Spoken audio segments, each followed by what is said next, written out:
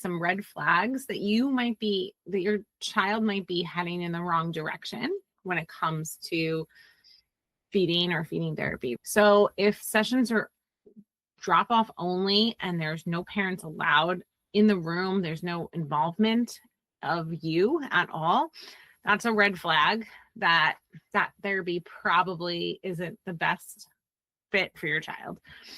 If the therapist is not asking about things like gut issues, early feeding history, sensory sensitivities, even at a cursory level, if there's no mention of those things, probably a red flag that they are not a specialist in this particular area.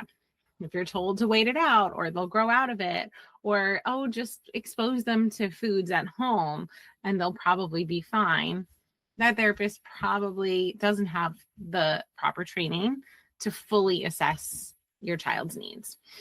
If it's only focused on behaviors, not skills, not safety, not mindset, just their behavior. So the behavior is touching it, licking it, smelling it, tasting it, taking a bite. That is the behavioral outcome. But if you're not focusing on any other skills deficit areas, then that might not be a good fit, especially if in doing that, you are not seeing any good progress, or if you see your child actually start to go backwards because they're just being pushed too hard. Also, if you see your child leaving therapy more anxious or shut down than before.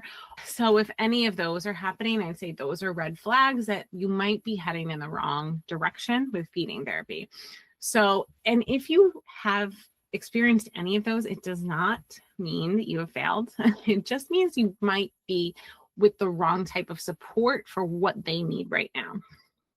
We want to know, where is your child? Where are they stuck?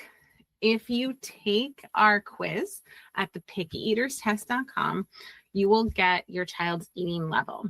So this is very important because we don't want to give you tips, skills, advice, direction on which way to go if we don't know how severe the issue is.